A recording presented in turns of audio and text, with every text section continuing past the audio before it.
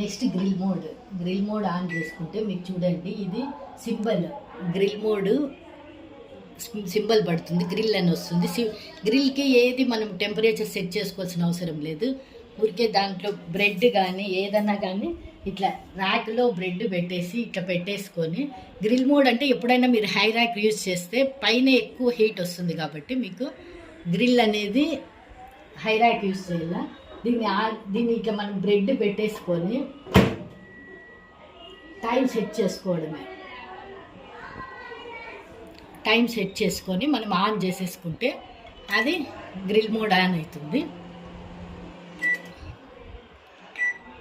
ఈ గ్రిల్ మోడ్లో వాళ్ళు ఇచ్చిన డేటివి మాత్రమే మనం యూజ్ చేయాలి.